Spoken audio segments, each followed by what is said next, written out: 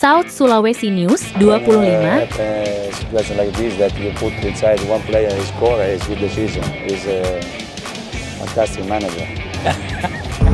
Sobat pecinta bola tanah air, inilah kisah yang membuat publik geleng-geleng kepala, bukan soal hasil pertandingan, tapi tentang sebuah keputusan besar yang memanggil pro dan kontra. Bayangkan saat timnas Indonesia bersiap menghadapi Arab Saudi dan Irak di ronde keempat, kualifikasi Piala Dunia 2026. Publik berkhayal melihat deretan pemain kelas dunia turun membela Garuda. Namun harapan itu musnah secepat kilat karena PSSI menghentikan program naturalisasi. Dan yang terbuang bukanlah nama sembarangan, melainkan 4 bintang Eropa yang sudah siap mengganti nasib timnas.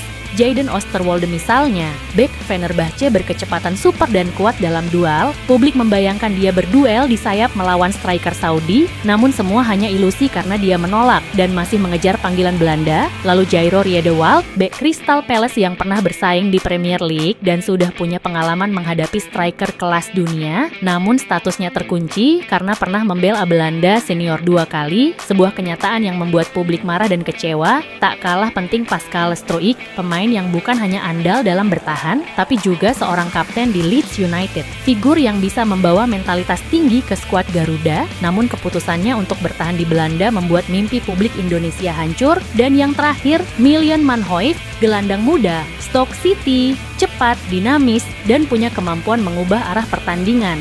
Seorang game changer yang sanggup membongkar pertahanan lawan, namun namanya ikut hilang setelah PSSI menekan rem program naturalisasi. Publik pun bereaksi di media sosial. Ada yang sinis menyebut, ini sebuah keputusan bunuh diri sebelum perang dimulai. Ada pula yang menyerang PSSI dengan menulis, negara lain berani buka pintu, kita malah menutupnya. Namun tak sedikit yang membela Erick Thohir, mengatakan bahwa skuad saat ini sudah cukup kuat dengan nama-nama seperti Marten Paes, Emil Audero, Jai Itzes, hingga Adrian Wibowo. Erick berdalih komposisi sudah seimbang, dari Amerika ada, dari Italia ada, dari Belanda ada, dari Spanyol ada. Namun realitanya publik tetap melihat kehilangan ini sebagai lubang besar yang tak terisi. Lebih lagi, bila melihat contoh negara lain, Qatar yang berhasil menjadi juara Piala Asia. Tak lepas dari keberanian mereka membuka pintu naturalisasi, Maroko yang menjadi semifinalis Piala Dunia 2022 adalah tim yang didominasi diaspora Eropa, sementara Indonesia malah memilih jalan yang berbeda. Dan disinilah polemiknya, bila Garuda berhasil menang,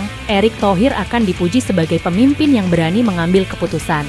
Namun bila Garuda tersungkur, publik akan menghukum dan menganggap keputusan ini sebagai kesalahan terbesar dalam sejarah. Ibarat emas yang sudah di depan mata, kita sendiri yang membuangnya ke sungai, dan sekarang publik hanya bisa menanti. Akankah kombinasi pemain yang ada cukup kuat melawan raksasa Timur Tengah, atau sebaliknya Garuda harus mengalami malam-malam gelap yang akan selamanya dikenang sebagai kesempatan yang hilang? Debat ini terus bergulir, dan hanya satu hal yang pasti, betapa ruginya timnas Indonesia karena batal diperkuat 4 pemain kelas dunia yang sebenarnya sudah siap mengubah sejarah. Demikian liputan khusus dari redaksi South Sulawesi News 25.